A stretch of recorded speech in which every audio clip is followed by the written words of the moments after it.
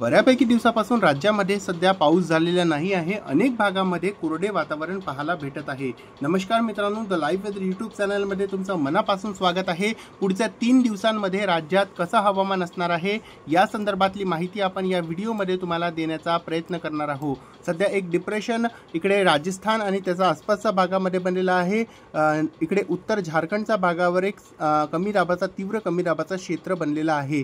या व्यतिरिक्त आपण पाहू शकता सध्याचा काळामध्ये आपल्या महाराष्ट्रामध्ये तुरळक ठिकाणी ढगाळ वातावरण दिसत आहे, तर पूर्वी विदर्भामध्ये तुरळक ठिकाणी हलके पाऊस देणारे ढग आपल्याला दिसत आहे आणि पूर्वी विदर्भामध्ये बऱ्यापैकी भागामध्ये हलका ते 1-2 ठिकाणी मध्यम पाऊस सुद्धा पाहायला भेटलेला आहे। नागपूर, भंडारा, गोंदियामध्ये अशी परिस्थिती मागच्या 24 तासांमध्ये पाहायला भेटलेली आहे। तसंच पश्चिम विदर्भामध्ये सध्या ढगाळ वातावरण दिसत आहे। वाशिम आणि त्याच्या आसपासच्या भागामध्ये तुरळक ठिकाणी हलके पावसाचे ढग दिसत आहेत। बाकी राज्यात बऱ्यापैकी भागामध्ये आपल्याला ढगाळ वातावरण पाहायला भेटत आहे सकाळपासूनच। मित्रांनो, पुढच्या 24 तासांमध्ये विदर्भात तुरळक ठिकाणी पाऊस होण्याची शक्यता असणार आहे। हलका पाऊस सध्या विदर्भाच्या भागामध्ये सक्रिय राहू शकते। यामध्ये अमरावतीतील उत्तर भाग, नागपूरचा उत्तर भाग आणि भंडारा, गोंदियाचा काही भागांमध्ये पाऊस होण्याची शक्यता आहे। चंद्रपूर, गडचिरोलीमध्ये 1-2 ठिकाणी हलक्या पावसाचे सरी पाहायला भेटू शकतात। हा मात्र पाऊस विदर्भामध्ये सर्वच भागामध्ये बरसणार आहे याची शक्यता दाट कमी दिसत आहे। तसंच इकडे मराठवाड्यामध्ये नांदेड, परभणी, हिंगोलीपर्यंत तुरळक ठिकाणी हलक्या पावसाचे सरी पाहायला भेटू शकतात। मध्य महाराष्ट्रामध्ये काही पाऊस जास्त पडणार नाही आहे अशी शक्यता दिसत आहे।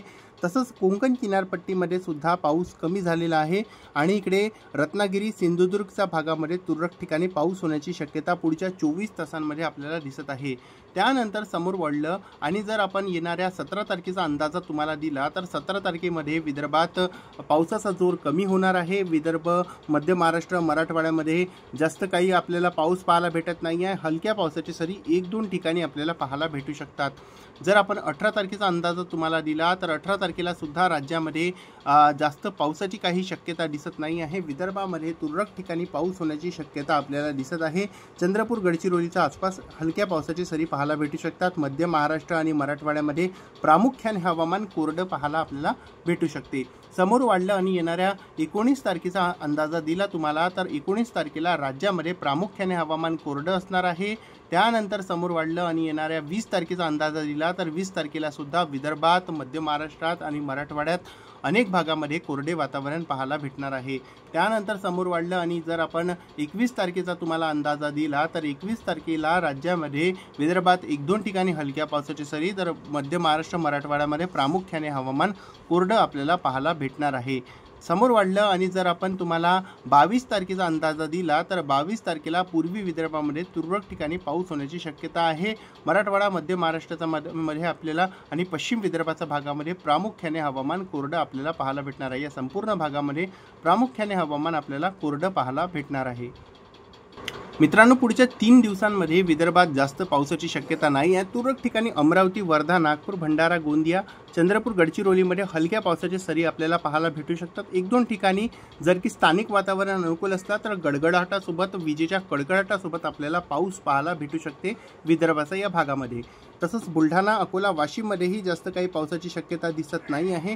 तुरळक ठिकाणी हलक्या पावसाचे सरी आपल्याला पाहायला भेटू शकतात। नांदेड, लातूर, धाराशिवमध्ये पावसाची जास्त शक्यता आहे। तुरळक ठिकाणी 1-2 हलक्या पावसाची शक्यता आपल्याला इथे दिसत आहे। असं नाही की सर्वच भागामध्ये पाऊस होणार आहे। 1-2 ठिकाणी गडगडाटासोबत आपल्याला पाऊस पाहायला भेटू शकते पुढील 3 दिवसांमध्ये या भागात शक्यता आहे।